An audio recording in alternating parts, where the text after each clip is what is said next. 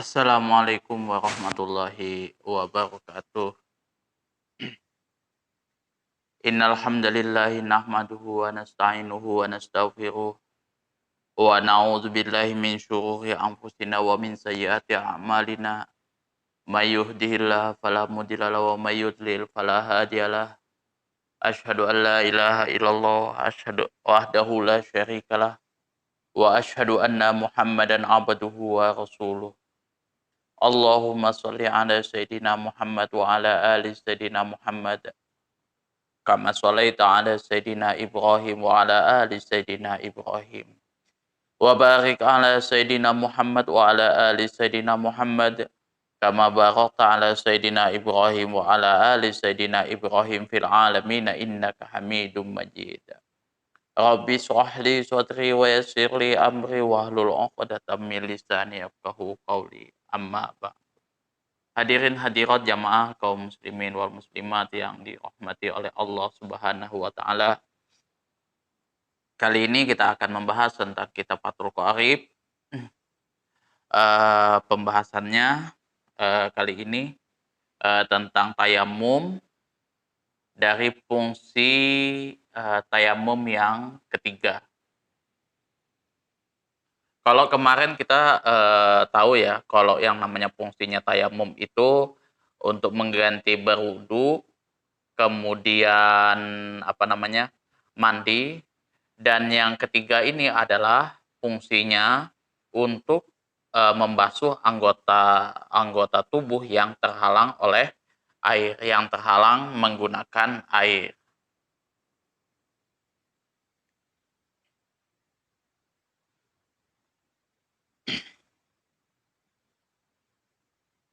Wa izam tana'a syar'an isti'malul ma'i fi udwin wa iza imtana'a apabila terhalangnya segala sesuatu tadi syar'an menurut syariat, isti'malul ma menggunakan alma air tersebut fi udwin pada suatu anggota tubuh, di salah satu anggota tubuh kita, anggota tubuh yang digunakan untuk anggota tubuh yang harus terkena air pada saat berwudu.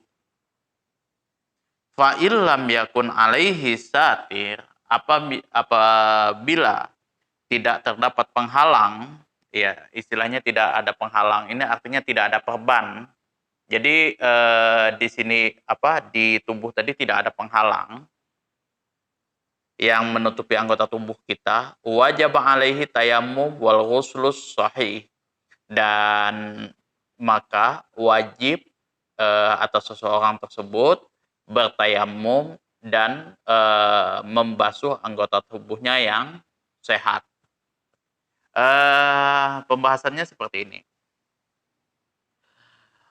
Di sini kalau misalkan seseorang tersebut bertayamum karena ada sesuatu anggota tubuh yang terhalang. Jadi misalkan dia misalkan nih seseorang tersebut luka-luka kayak gitu kan. Katakanlah dia tangannya kena kayak gitu kan, habis kecelakaan, atau misalkan kayak korban perang dan lain sebagainya kayak gitu. Nah, kalau misalkan anggota tubuh yang terluka tadi, katakan kita anggap di sini tangan ya. Kita anggap di sini tangan. Nah, tangan itu kan harusnya ketika kita mau wudu itu harus diusap, dibasuh dengan air. Nah, apabila di sini tidak ada penghalang, artinya tangan tersebut belum diperban, maka wajib seseorang itu melakukan tayamum dan wudu. Di sini maksudnya ghuslus shahih, di sini artinya berwudu. Berwudunya itu begini. Berwudunya tadi karena dia bukan dalam keadaan apa-apa, cuman dia dalam posisi sehat. Jadi dia berwudu dan ada air. Nah, tayamumnya tadi sebagai pengganti karena ada anggota tubuh yang tidak bisa terkena air. Jadi katakanlah di sini tangan nih. Nah, tangan misalkan seperti itu. Seharusnya di tangan sini ini wajib terkena air. Jadi kita harus ratakan air di sini. Jadi kita sini sampai sini. Nah, tetapi di anggota tangan di sini tidak bisa dikenakan dialiri air karena ada luka di bagian sininya. Maka di sini kalau misalkan di sini tidak bisa dialiri air, maka cukup dilangkahin saja. Jadi bagian yang di sini saja yang dibasuh seperti itu karena bagian sini yang sehat. Nah, kemudian bagian sininya dilangkahin, baru lanjut ke anggota tubuh yang lain seperti itu bagian kepala, telinga dan kaki. Setelah habis wudhu secara sempurna seperti itu, nah maka kita lakukan dengan kita ganti anggota tubuh yang tidak bisa dialiri air dengan tayamum. Nah, tayamumnya seperti biasa. Nah, seperti ini, uh, seperti ini. Kemudian muka, kemudian ini lagi, baru bagian tangan. Seperti itu. Nah, kalau dia yang bagian luka di yang bagian tangan, karena dia bukan bukan debunya itu nggak begitu banyak, makanya debunya jangan begitu banyak. Jadi kita ulaskan seperti ini. Nah, seperti ini. Sebagai pengganti anggota tubuh yang tidak bisa dialiri air. Wala tartib bainahuma lil junub. Akan tetapi tidak wajib tertib bainahuma. Bainahuma ini antara membasuh anggota yang sehat berwudu dan melakukan tayamum bagi orang yang berjunub. Nah, kalau misalkan di sini konteksnya adalah untuk orang yang berjunub, nah dia junub nih, maka otomatis mandi kayak gitu. Nah, jadi dia mandi apa? Karena ada anggota tubuhnya yang ini yang nggak bisa teraliri air. Nah, seperti itu juga dia mandi seperti biasa, wudhu seperti biasa. Mana anggota tubuhnya yang nggak kena, misalkan di bagian tangan, misalkan di bagian tangan kayak gitu kan, di bagian sini. Nah, di sini dilangkahin saja kayak gitu. Nah, baru diganti dengan tayamum seperti itu. Kalau untuk orang yang junub cukup satu kali tayamum. Tapi kalau untuk orang yang bukan junub, yang yang terkena hadas, maka di tayamumnya itu tergantung dari anggota tubuh yang tidak bisa terkena air. Contoh misalkan di bagian sini luka, di bagian tangan sini luka. Maka ketika tadi dia membasuh wajah, otomatis yang di sini kan dilangkahin nih, nggak bisa terkena air. Kemudian tangan dilangkahin karena tidak bisa terkena air. Jadi yang bagian sini saja, habis itu yang bagian kepala saja kalau wudhu kan. Kemudian telinga, baru kaki. Nggak tertibnya itu karena harus dilangkahin. Wajah tidak bisa kena, kemudian tangan nggak bisa kena. Nah, untuk mengganti wajah dengan tangan yang tidak kena air wudhu tadi, maka diganti dengan tayamum 2 kali. Satu, kita bertayamum seperti ini, seperti biasa, 1 kali, kemudian tangan, seperti itu. Kemudian kita lakukan tayamum lagi, seperti itu, kita cari lagi tempatnya, tayamum lagi sekali. 1 kali, kemudian 2 kali. Di situ untuk mengganti 2 anggota tubuh kita yang tidak terkena air. Itu. Jadi kalau di dalam kitab Bajuri dijelaskan seperti itu. Jadi berapa anggota tubuh kita yang tidak bisa terkena yang nggak bisa terkena air wudhu, maka diganti dengan tayamum, banyaknya tayamum. Jadi misalkan ada 3 anggota tubuh kita yang tidak bisa terkena air, maka kita ganti dengan 3 kali tayamum seperti itu.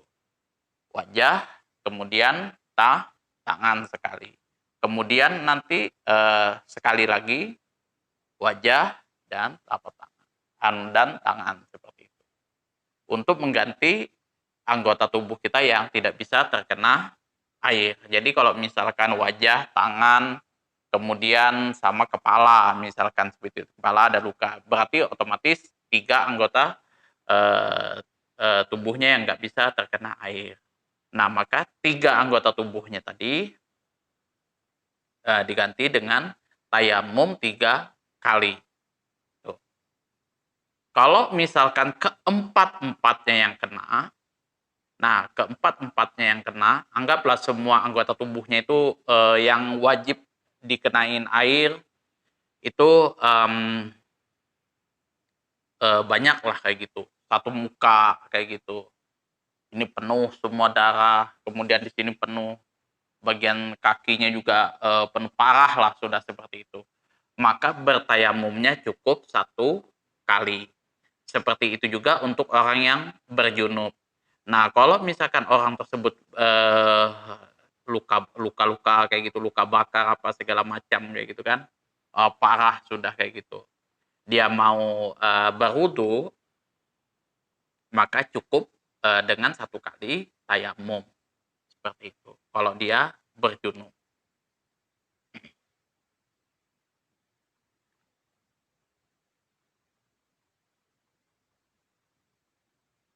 Amal muhdisu fa innama yatayammamu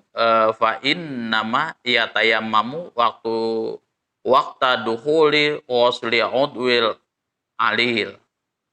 Bagi orang yang berhadas, maka ia dapat bertayamum pada waktu mau memasuki waktu sholat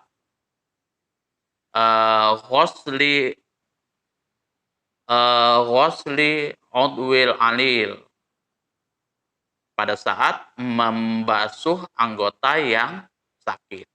Jadi bagi orang yang bertayamum, bagi orang yang berhadas, maka bertayamumnya tadi pada waktu hendak memasuki waktu sholat.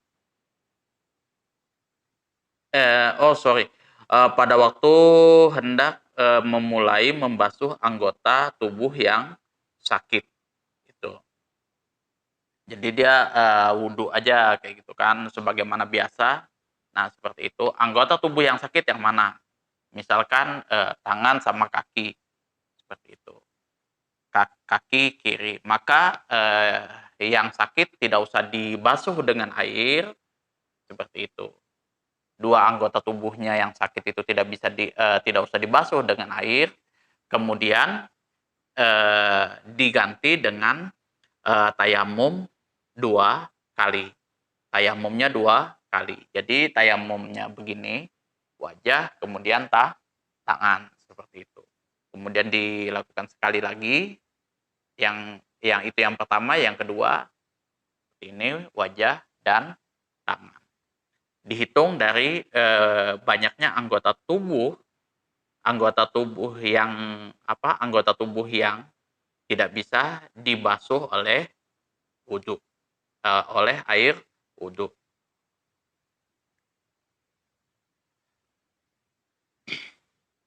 Nah, kemudian di sini fainkana alal udwi satirun, kalau seumpamanya ada anggota tubuhnya tadi tertutupi, fahukmuhu, maka hukumnya mazkurun fi qaulihi musannif, maka hukumnya akan disebutkan pada pendapat pengarang setelah ini.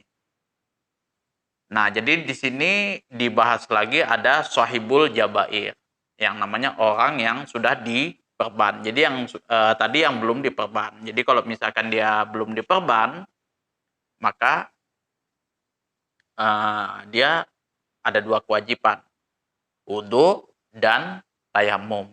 Kalau saya pilihnya wudu dulu baru tayamum, tapi sebenarnya nggak ada masalah sih antara tayamum dulu sama wudu. Tapi saya wudu dulu baru tayamum. Karena apa? Untuk mengetahui berapa anggota tubuh yang nggak bisa terkena air, kemudian saya ganti dengan eh, tayamum. Misalkan dua anggota wudhu yang tidak bisa terkena air, maka saya ganti dengan 2 kali tayamum seperti itu. Kalau misalkan ada 3 anggota tubuh yang tidak bisa terkena air, maka saya ganti dengan 3 kali tayamum.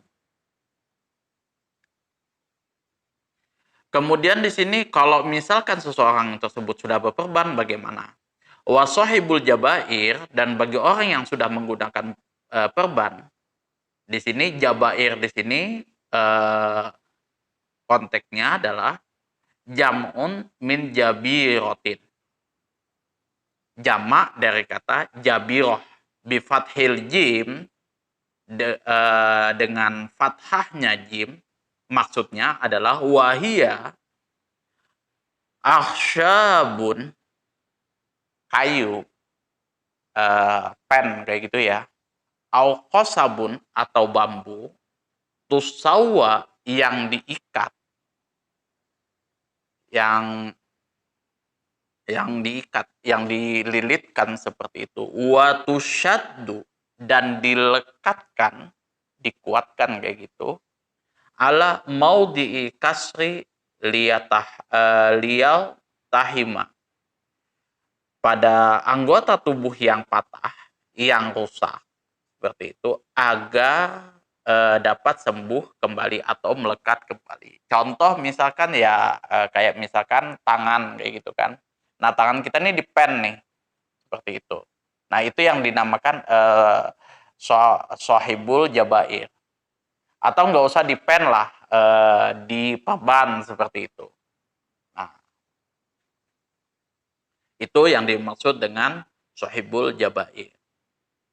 Supaya dia bisa sembuh. Yamsahu alaihil maka di sini untuk yang yang berperban seperti itu cukup dengan mengusapkan air, yamsahu alaihil mengusapkan air kepada anggota tubuh yang sudah diperban tadi. Jadi misalkan tangan yang sudah diperban, maka cukup yang bagian sini yang diusap dengan air. Tidak usah dibasuh seperti ini airnya. Cukup diusap dengan air. Itu supaya dia nggak ngerusak bagian yang ininya tadi. Illam yumkinhu, kalau seumpamanya tidak memungkinkan, nazuha, melepaskan perbannya tersebut, li khaufi dororin, karena takut adanya kemudorotan, mimma sabako, sebagaimana yang telah dijelaskan. Jadi cukup dengan mengusap air di atas perban tadi. Kalau misalkan seseorang tersebut tidak memungkinkan untuk melepaskan perbannya tadi. Karena kalau misalkan dilepas nanti bahaya kan pada anggota tubuhnya seperti itu. Wa yatayammamu sahibul jabair fi wajhihi wa yadayhi kama sabab. Maka seseorang yang menggunakan perban tersebut hendaklah bertayamum pada wajah dan telapak tangan, pada wajah dan kedua tangannya sebagaimana yang sudah disebutkan di atas. Jadi di sini juga dia misalkan diusap seperti ini. Nah, diusap seperti ini. Kemudian pada anggota yang sudah diusap tadi itu diganti dengan tayamum. Kenapa? Kenapa dia harus mesti diganti dengan tayamum? Karena posisinya ini tadi, anggota tubuhnya tadi, dia tidak sempat dalam keadaan suci, langsung diperban. Fungsinya seperti itu.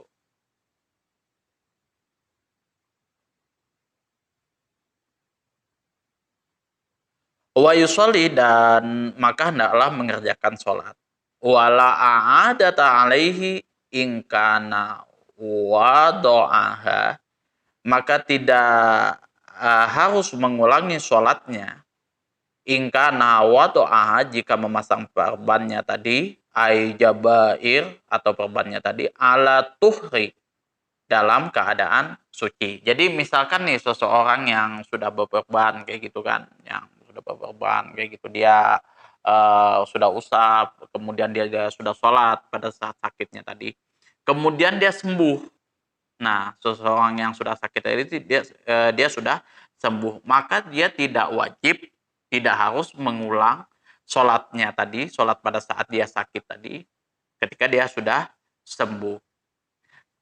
Dengan catatan, kalau misalkan memasang pennya tadi, memasang perbannya tadi, orang tersebut dalam keadaan suci. Jadi kalau misalkan kita mau masang perban nih, kalau bisa wudhu dulu lah, sebagaimana biasa. Sakit, kalau misalkan kata dokter nggak ada masalah nih kena air, cuma sakit aja, ya kita tahan aja kayak gitu. Nah, setelah kita wudhu secara sempurna kayak gitu, baru kita pasang perban. Nah, baru kita usap sebagaimana biasa. Seperti itu, dan itu tidak wajib diganti pada saat kita sudah sembuh. Dan yang syarat yang kedua, wakanat fi ghairi a'dha'i tayammum, dan bukan pada anggota anggota tayammum, pada anggota anggota tubuh yang harus dikenai tayamum. Wa illa, dan jika seumpamanya mengenai pada anggota yang kena tayamum, maka dia harus mengulang, wa illa ada, maka dia harus mengulang sholatnya pada saat seseorang tersebut sudah sembuh. Jadi di sini kalau kita mau melakukan wudhu seperti itu, maka wudhu dan tayamum kayak gitu, karena ini kan perban nih. Maka syaratnya yang kedua adalah tidak boleh dia mengenai kedua anggota tubuh yang mesti harus tayamum, kena tayamum. Jadi kalau misalkan bagian tangan, karena tangan ini bagian anggota tayamum, maka kemungkinan nantinya dia harus mengulang ininya, mengulang sholatnya pada saat dia sembuh, seperti itu. Jadi misalkan bagian kaki nih, nah bagian kaki kita usap aja seperti itu. Kalau dia bagian wajah dan tangan, maka dia harus mengganti sholatnya di kemudian hari.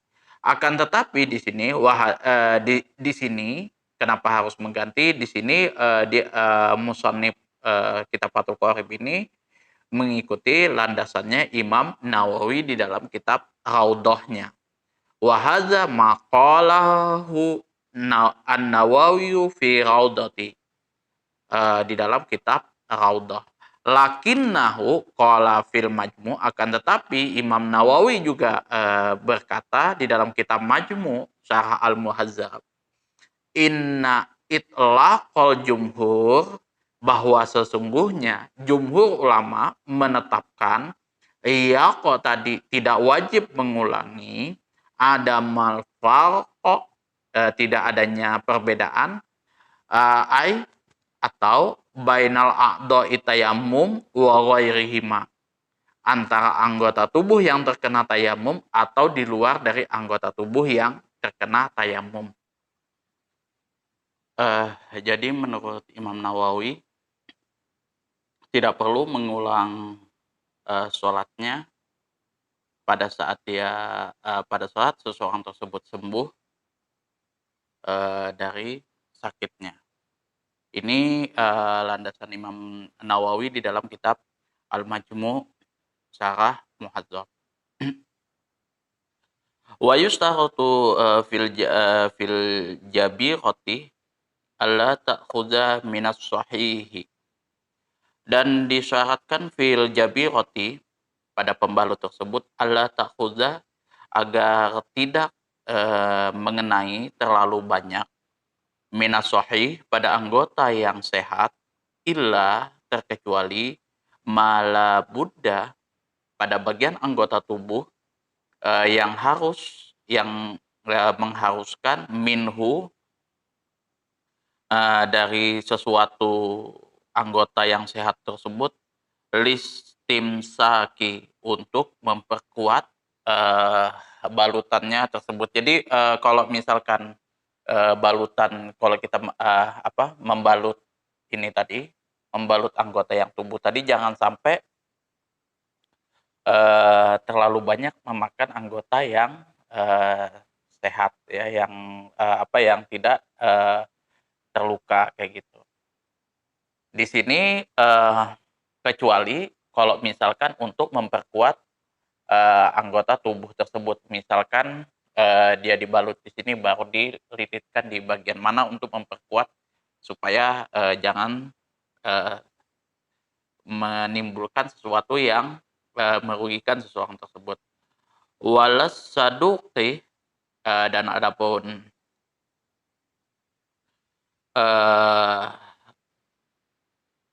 perban wal isobati dan talinya, wal marohami dan obatnya, wanahwiha dan sejenis barang-barang tersebut, alal jurhi kal jabiroti, dan pada hukumnya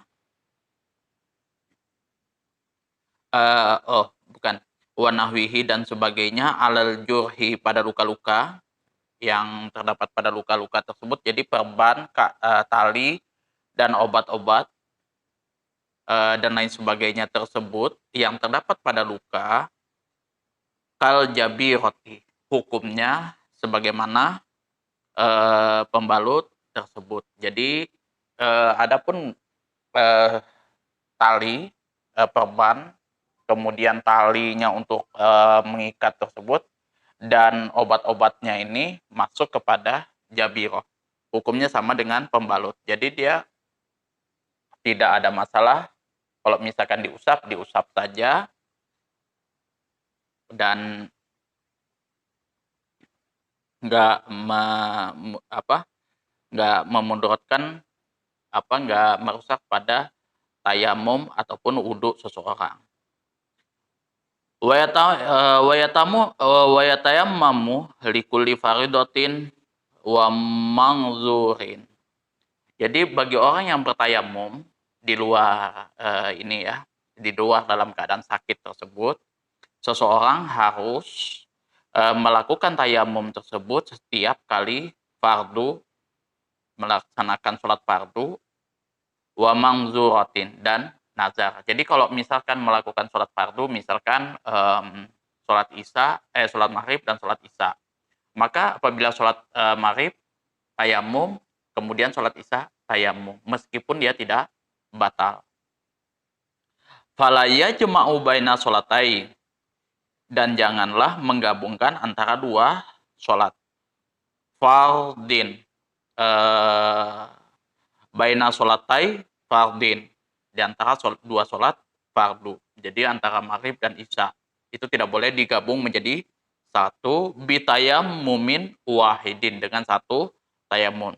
Wala baina tawafaini, dan jangan pula, tidak sah pula seseorang itu menggabung dua tawaf. Wala baina sholatin wa tawafin, dan juga tidak sah atau tidak boleh di sini menggabung tayamum dengan sholat dan tawaf. Wala baina jumu'atin wa khutbataiha, dan juga tidak sah menggabung antara sholat Jumat wa khutbataiha dan dua khutbahnya. Gitu. Jadi kalau dua khutbahnya itu tayamum sendiri, sholat Jumatnya itu tayamum sendiri.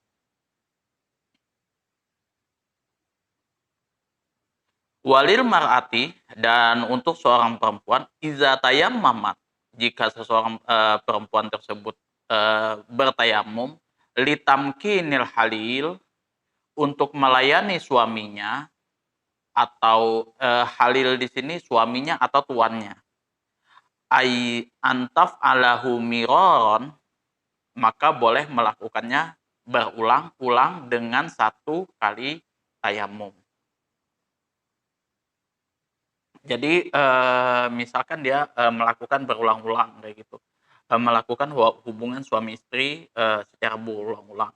Kemudian di saat yang terakhir kali dia melakukan hubungan tersebut sudah selesai, nah baru dia melakukan tayamum untuk mensucikan, mengganti ininya, mengganti mandinya. Itu tidak ada masalah. Itu boleh untuk wanita. Wa tajma'u bainahu wa bainas sholati bidzalika tayamum, dan juga boleh menggabungkan antara ini tadi, antara berhubungan suami istri dan sholat bidzalika tayamum, dengan satu kali tayamum. Itu juga boleh untuk wanita. Jadi misalkan dia berhubungan suami istri begitu berkali-kali, kemudian dia setelah dia selesai bertayamum, kemudian dia sholat. Jadi dengan satu kali tayamum tersebut itu tidak ada masalah. Wa qauluhu, dan dikatakan oleh musannif, wa yusolli bitayammumi wahidin ma syaa fin nawafil saqitu min ba'di nusakhil matan. Dan di sini musannif mengatakan wa yusolli, dan hendaklah sholat bitayammumin wahidin, dengan satu kali tayamum, ma syaa minan nawafil, terserah semaunya seperti itu. Ini minan nawafil, dari sholat-sholat sunnah. Jadi kalau misalkan sholat-sholat sunnah itu kayak misalkan tahajud kayak gitu. Nah itu boleh digabung dengan satu kali tayamum. Jadi dia nanti rakaat yang selanjutnya dia sholat lagi, kemudian rakaat selanjutnya dia sholat lagi tanpa mengulang tayamumnya. Sakitu mimba dinusakil matan. Dan ini nanti sudah dijelaskan di matan kitab takrib seperti itu. Jadi kesimpulannya adalah kalau fungsi dari tayamum ini yang ketiga ini tadi adalah kalau misalkan seseorang tersebut terhalang untuk melakukan wudhu yang pertama kali. Jadi terhalang untuk melakukan wudhu, menggosok anggota tubuhnya apabila ada anggota tubuhnya yang terluka. Nah, apabila seseorang tersebut belum diperban, maka dia harus menggunakan tayamum, mandi, wudhu sama tayamum. Tuh. Jadi kalau misalkan seseorang tersebut mempunyai anggota badan yang terluka, pada anggota wudhunya, di anggota wudhunya itu jadi wajah, tangan, kemudian kepala, telinga, dan kaki. Nah, misalkan ada anggota tubuhnya yang tidak bisa dibasuh, seperti itu, dibasuh dibasuh ketika mau wudhu, maka diganti dengan tayamum seperti itu. Jadi diganti dengan tayamum. Misalkan contoh tangan yang tidak bisa dialirin air. Nah, sedangkan di sini tidak ada perban, tapi ada luka atau apa yang tidak bisa dialirin air. Maka ini dilewatkan saja. Seperti itu, dilewatkan saja. Lanjut ke anggota tubuh yang selanjutnya. Kemudian satu anggota ini diganti dengan tayamum. Kalau misalkan dua anggota tubuhnya tidak bisa dialirin air, maka diganti dengan dua kali tayamum. Nah, itu yang pertama kalau misalkan dia tidak menggunakan perban. Kalau misalkan seseorang tersebut menggunakan perban, maka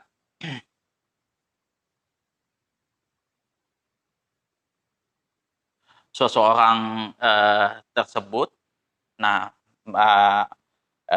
ini sudah diperban kayak gitu, ya mau tidak mau apa juga diganti dengan tayamumnya seperti itu. Jadi eh, misalkan tangan ini diperban, maka wudhu sebagaimana biasa.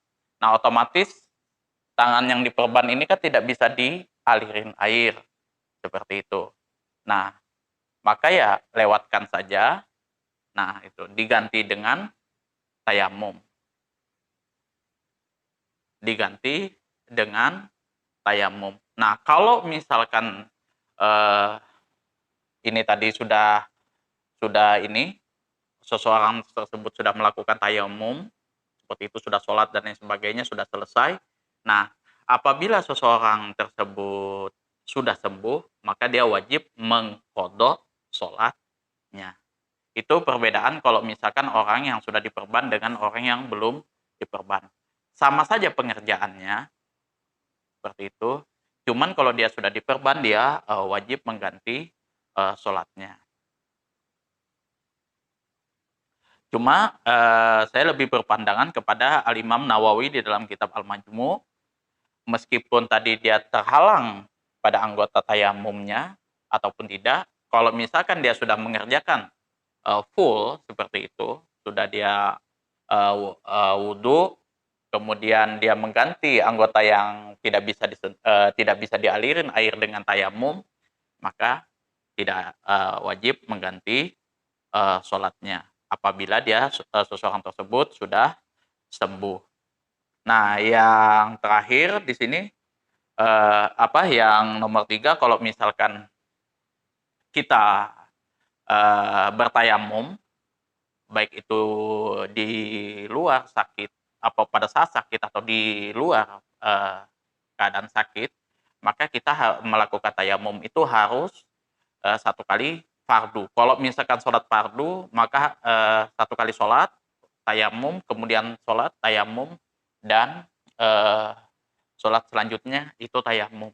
Nah, setiap kali melakukan hal-hal yang wajib, yang kategorinya wajib bukan sunnah. Nah, contoh kalau misalkan haji, tawaf, seperti itu. Atau sholat Jumat dengan khutbah. Nah, itu tayamum sendiri, sholat sendiri. Seperti itu.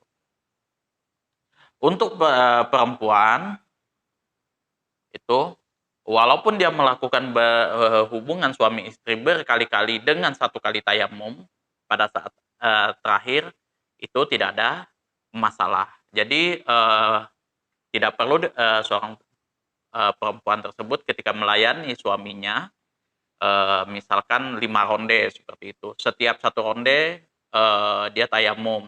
Kemudian setiap satu ronde lagi dia tayamum. Tidak.